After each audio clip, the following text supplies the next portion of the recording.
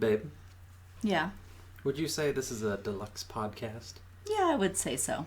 Are we a gourmet listening experience? Oh, yes. Well, just like all the other great podcasts, we now have a sponsor. Today's episode is brought to you by our good friends over at Taction USA.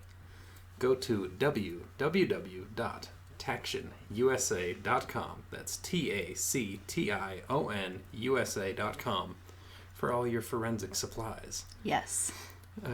Give us a rundown of Taction, some of their products. Okay. Well, first off, Taction is owned and operated by active law enforcement, so they know what they're doing.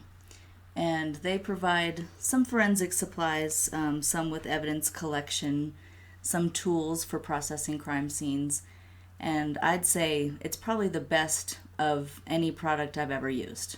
It's made very, very well with a lot of thought. High quality stuff. High quality at a low price. And I've used some of their products myself, even on scenes. You're our resident evidence expert. Is rain good for evidence? No, not at all. Yeah, probably not. And it's definitely not good for an old-fashioned plain paper crime scene log. No. It'll be ruined. So that's why you got to go to Taction USA and get a book of their crime scene logs. That's 50 waterproof pages with all the information you need to keep good records of who's coming and going from your scenes. Good. And I can tell you from experience, when they say waterproof, they mean it. So, see, I'm standing at a stabbing scene, right? Mm-hmm.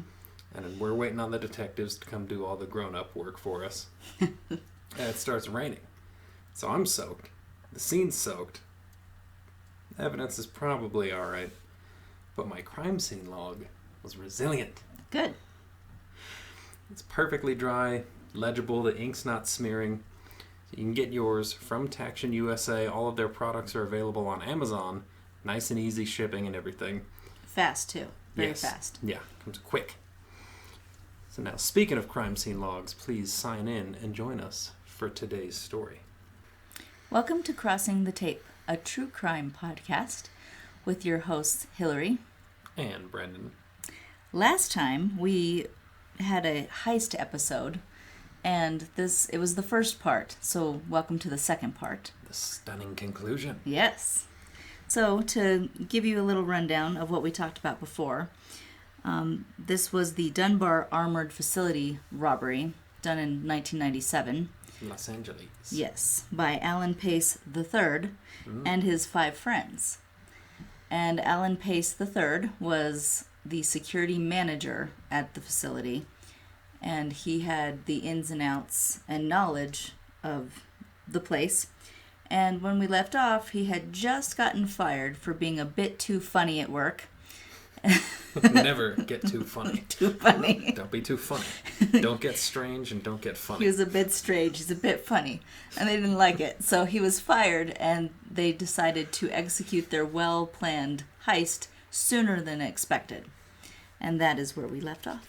Yes. So, I mentioned in episode 1 that these fellas are going to make off with a literal truckload of cash. Right. What kind of truck do you think they used? Well, I know. It was a U-Haul. I don't think I know. Remember? I was pausing because I thought it was a trick question. It's a U-Haul. I didn't understand the cue. It was a U-Haul, people. Yes. A actual U-Haul truck. So they gotta rent one of these bad boys.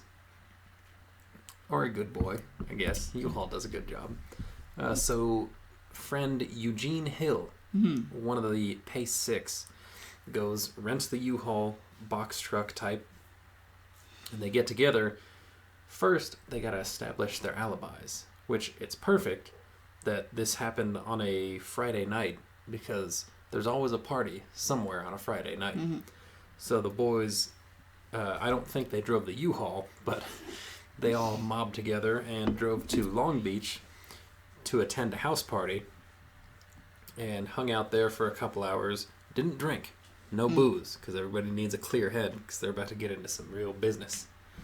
So they make sure people see them there for a while. just in case there is ever a question of their whereabouts.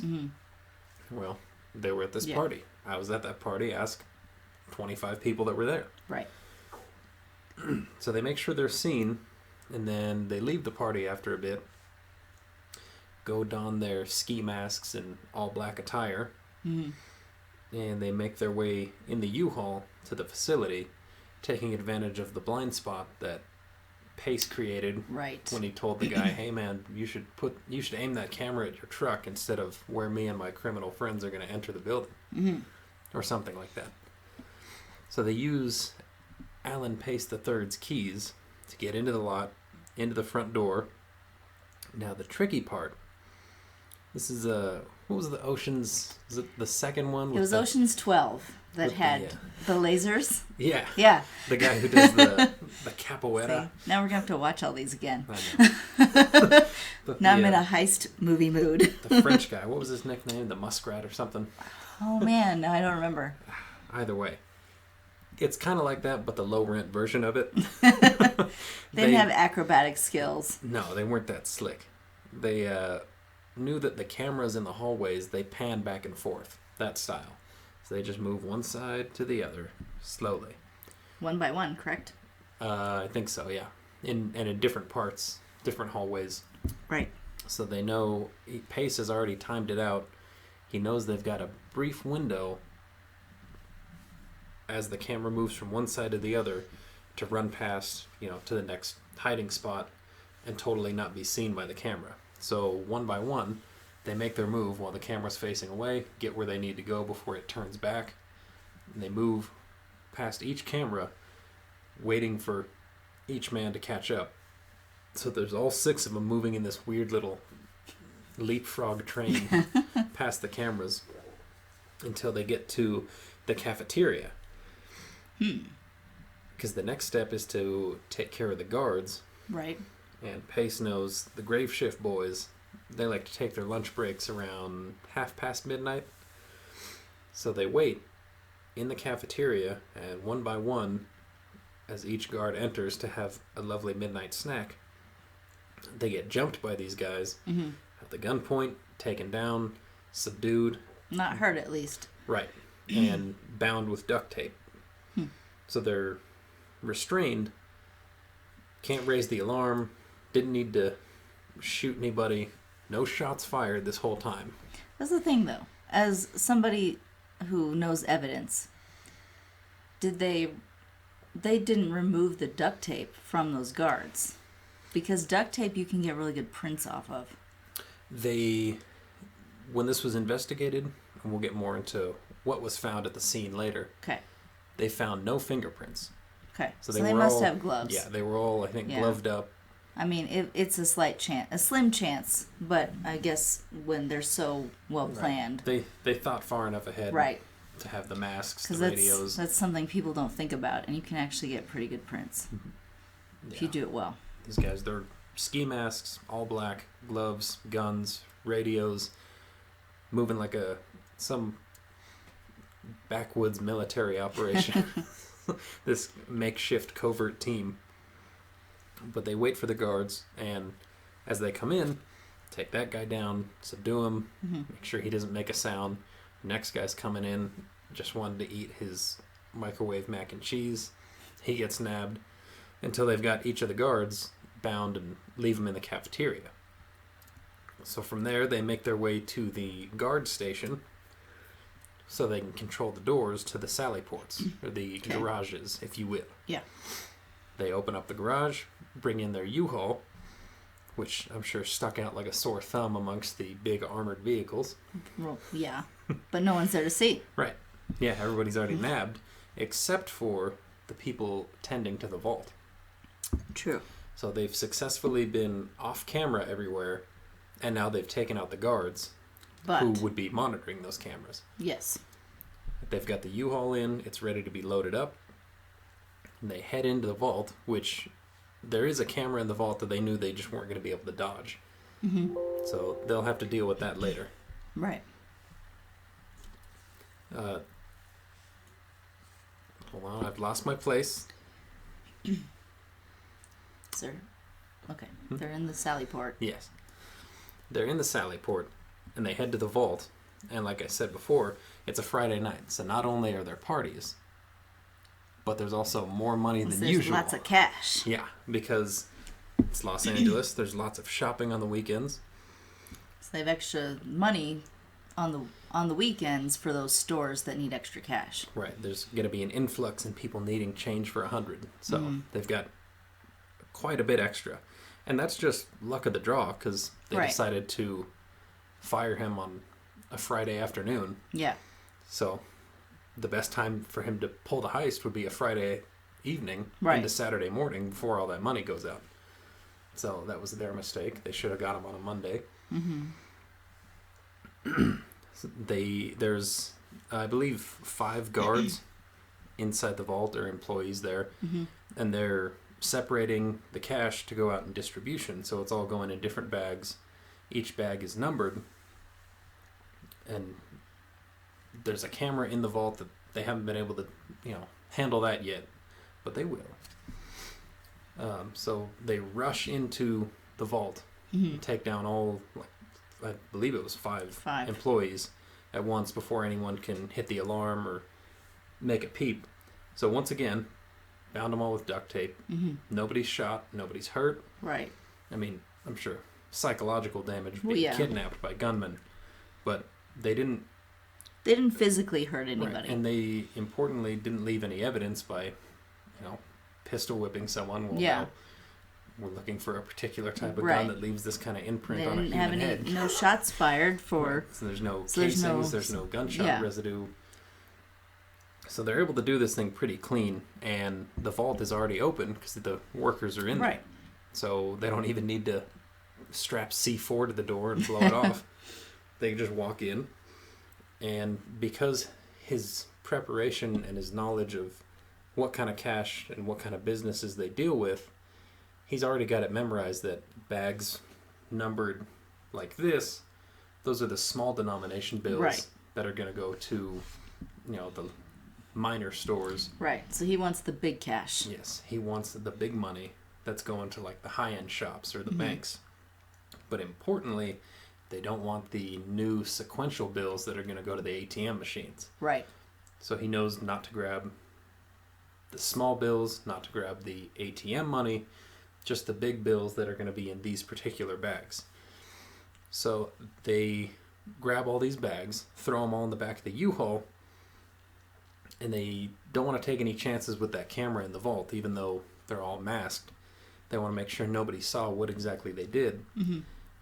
Well, he knows where the security camera recording device is. The brain goes, takes the VCR, because 1997. Right. Takes the whole thing, not just the tapes, but takes the whole machine. That's the way to go. Yeah. Yeah, I would do that. I mean, I wouldn't commit that crime, but if in that instance, I would take that whole thing. It's on my notes. No, I have no notes. I have no notes. But that's something I would do because I wouldn't want to mess with it. I would just take the whole thing. Well, yeah, and you can't.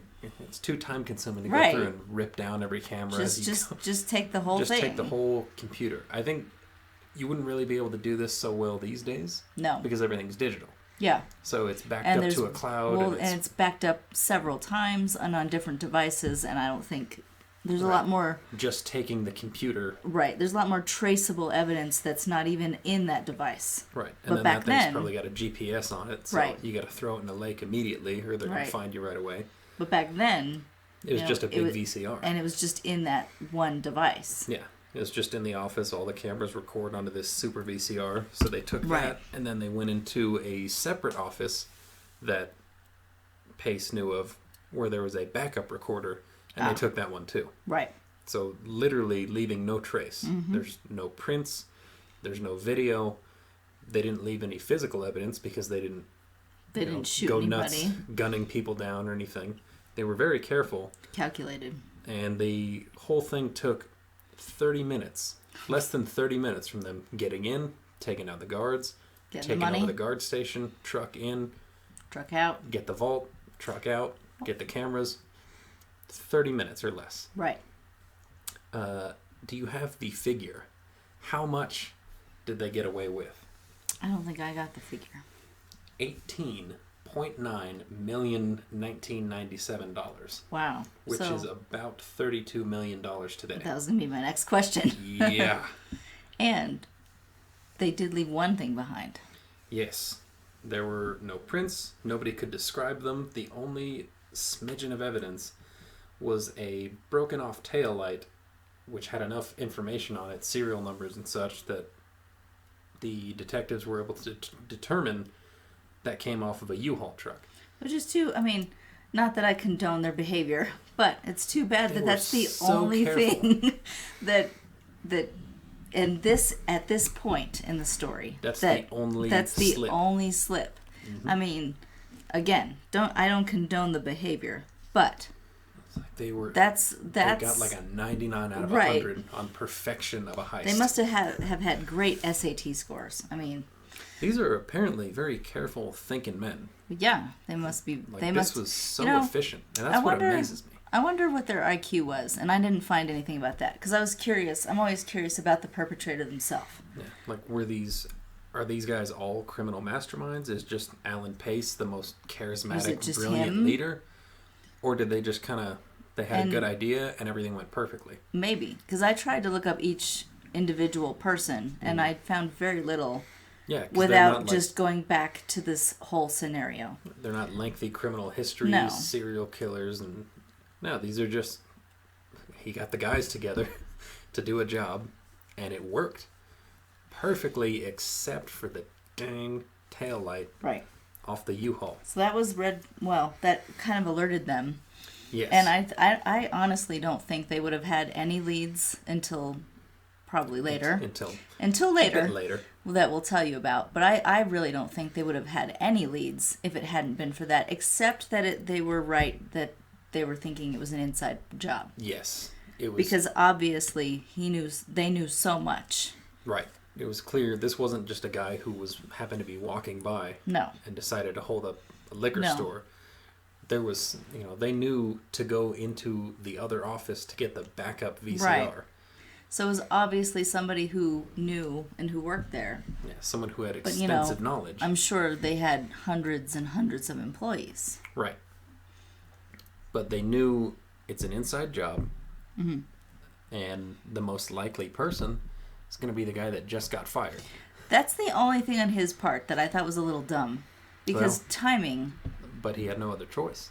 I get that. I mean, he could have not done it. Well, yeah. Well, I was going to say, that'd be the better choice. He could have not done this. It would have saved him huge some time felony in the long run. But that's my only criticism with his intellect. Yeah, you're obviously going to be the first person. You're going to be the first person because you were just fired. Because that would be the first person I would look at in that situation. Right. So they say, well, who had access to the facility and would have so much knowledge that they were able to do this so perfectly and meticulously in 30 minutes? Right. They didn't spend the whole night there going, all right, did we forget anything? They got in and got out. And they figured, well, there was this guy who had full access to the place, who had the run of the joint, and we just fired him for messing around. Being too funny. Yeah, he was a bit funny. He's a bit strange. So he's the top of the list. So the detectives put him on pretty aggressive surveillance. They're watching his every move for months. And he was really quiet. He was super careful. He never showed any indication that he had a sudden influx of wealth. Didn't try to do the old, my great uncle so-and-so left me $1 zillion. And he's very disciplined. And were you going to get into like how he rationed it out and told everybody on the team? Yes. On the team. The crew. The Pace Six. Well, they're watching him like hawks. And they figure, well, we know there was a U-Haul involved. Right. So they check like 10,000 U-Haul rental records. Every U-Haul in Los Angeles. I was thinking that has to be a real drag because, I've got cases that I have to look through 1 million records. And I don't enjoy it, but you have to look through them because there might be that one golden ticket. Right. You got to be meticulous. But, even if it takes forever. There's some days that, you think, why on earth would I, am I doing this? And for that, in LA, that would be a huge pain to go through all of that. I mean, worth it because it's such a huge federal case. But man, like, Ugh. you know, the group of 5 new guys having to pore over all these papers, yeah, all these documents. right. Ugh. Well, they checked every U-Haul fathomable. For Pace's name. And he never rented a U-Haul, so they got nothing there. He thought about that too. And they figured, well, what about his bank records? Right. He never even had his own bank account. Which was really smart. Yeah. If that was on purpose, that he thought for years, I'm just going to deal in cash in case I pull a big heist. Brilliant. But he didn't have... He didn't have anything they could trace. Traceable. That they could, he just deposited, $10,000. That must be related. No. He was an all-cash man who never rented a U-Haul.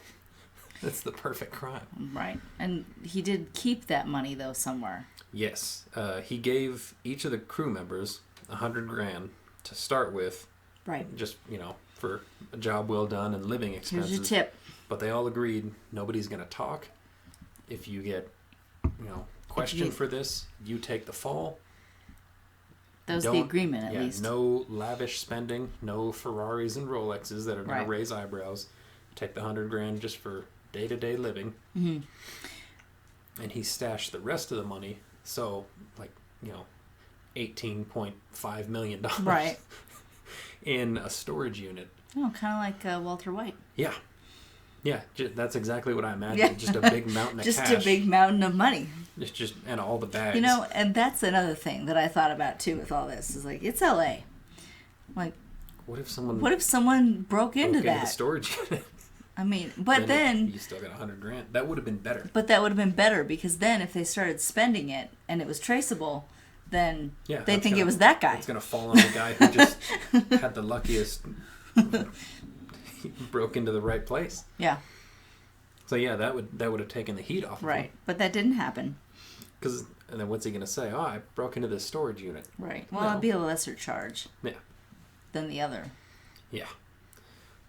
So Pace waits 6 months.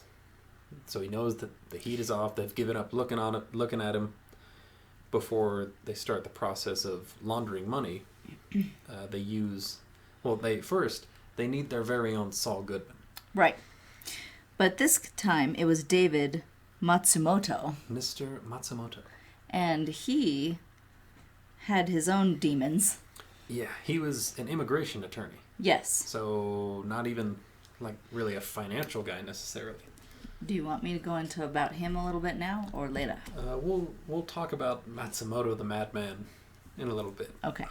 But they've got their attorney who helps them set up a legitimate company. What was it called? Something Entertainment? It was called Extreme Entertainment, I believe. Right, and it was like... They rent jet skis and limousines. Right.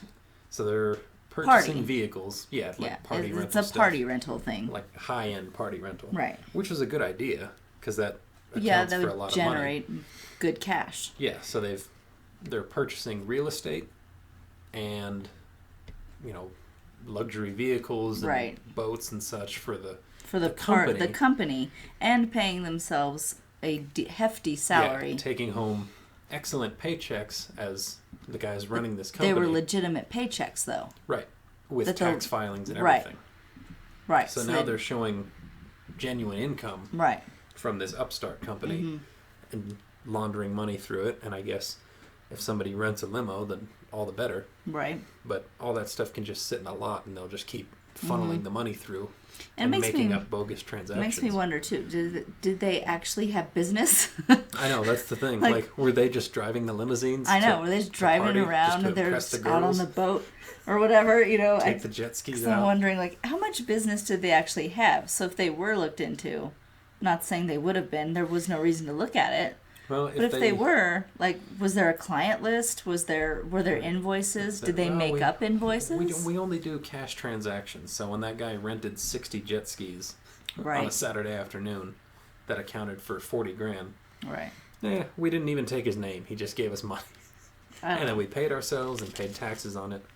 But it seemed to work. It worked, So our boys, they actually dodged a pretty major bullet because one of the bags they had taken, they realized, that's some of the ATM money. So these are brand new bills, and they're all sequential. So, and that would be easily traceable. Yeah. If they tried to use them in any way. Yeah, I like this part of the story. I think it's my favorite Isn't part. this fun? I think it's my favorite part. It's so stupid. It's fun. Yeah, but it's so movie like. It is. I'm fascinated by this silly little thing. This is like a deleted chapter from one of the Ocean's movies. Yeah. They realized, all right, well, we can't use these bills. We got to destroy them. They've got plenty of other money that they'll be able to do something with and launder. And it's good they weren't greedy. I mean, they were greedy, but they weren't to that point. The whole thing. Nobody said, I'll just hold on to it. They were like, no, we got to get rid of this. Yeah, they didn't hurt anyone. They didn't get overzealous. They didn't get greedy. They were careful. For some reason, these guys were just the best. But they decided, we got to get rid of these particular bills, so we're going to burn them. So they go to one of their houses, throw all the money in the fireplace, light it, and realize, well, it's going to take a while to burn all this. And apparently U.S. currency is at least somewhat fireproof. Yes. So it's taking forever just to burn small amounts. Mm-hmm. So they decide, why don't we dispose of this in the most fun way possible? So this seems risky too. But it does to me too. But hey, we like Vegas. Yeah, it's true. So our fellas decide it's time for a Vegas weekend with the boys.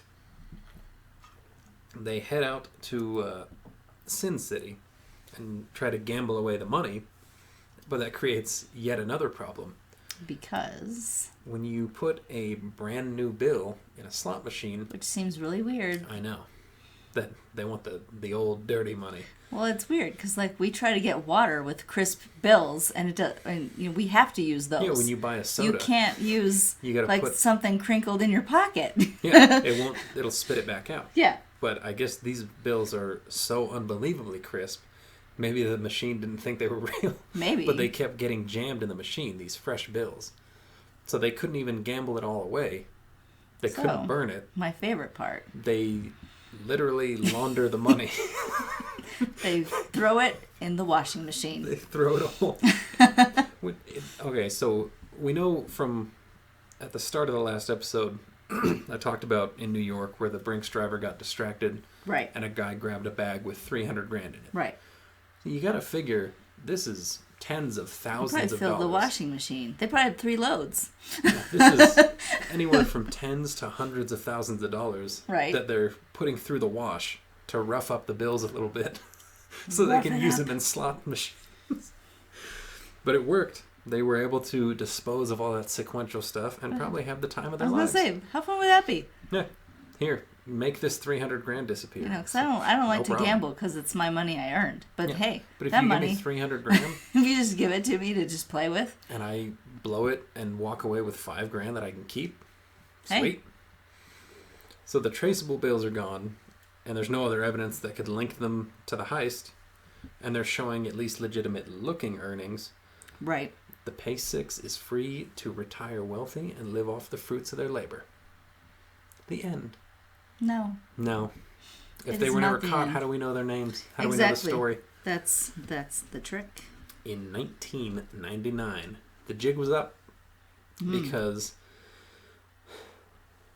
I don't know, I don't want to disparage this particular thief, but Eugene Hill, our U-Haul rental, he made a big boo-boo. Oh, God. It's so the taillight was the only lead the cops ever had. Right. And it led nowhere. They didn't have anything. Well, yeah, they wouldn't. Because Pace's name wasn't on anything.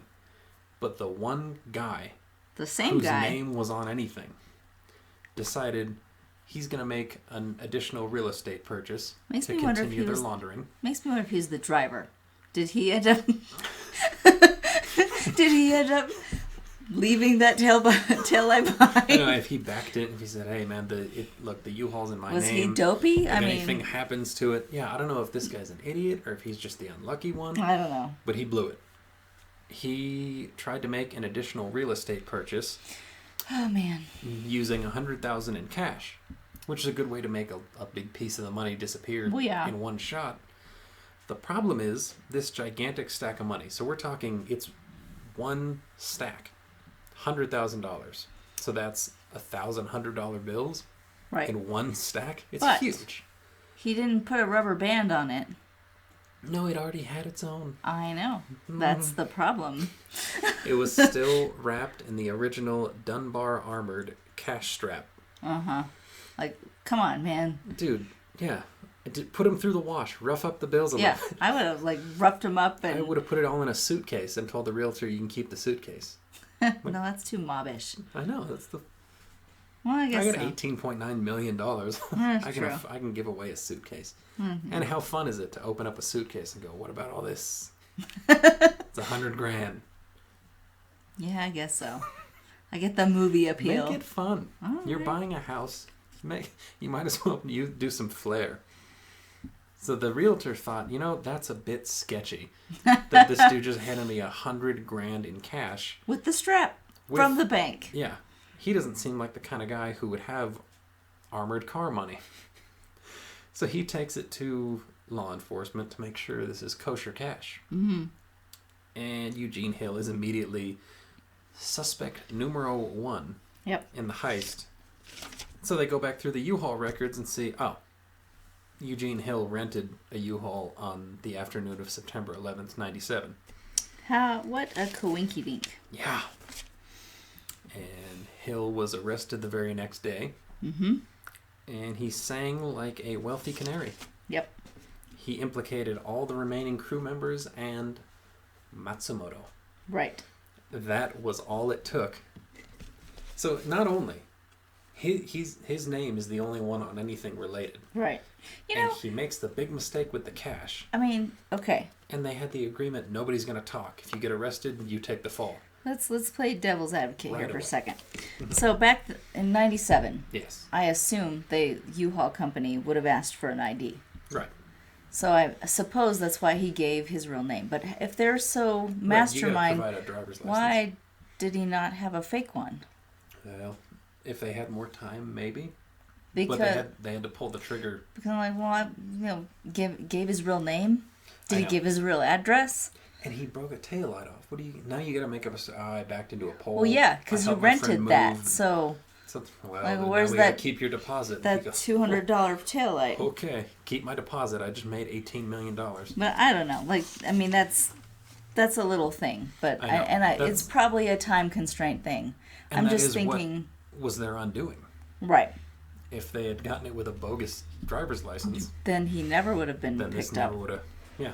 Then he could make as many irresponsible cash purchases as he wanted. Right. So he gave them all up, went back on his word, said, all right, it wasn't just me, it was the other guys. Please be lenient with me. I don't want to go to prison. So can you tell us about what happened to our boys? Let's see. I've got my list here of... Consequences. Right. Where's my consequence list? Okay. So Pace... The third. Right. Was deemed the mastermind, which he was. Oh, yeah. And he got 24 years. Woof. Boyd got 17. No, Boyd was the one... He had the prior record, right? Pretty sure it was I'm him. pretty sure it was Boyd. Hold on. Yes. He received a firearms he enhancement. he got a gun charge, and he was the only one because he had a prior criminal record. Yeah, they were all armed by all accounts, but since he had a record of using firearms in the past, right, he caught some kind of habitual offender thing.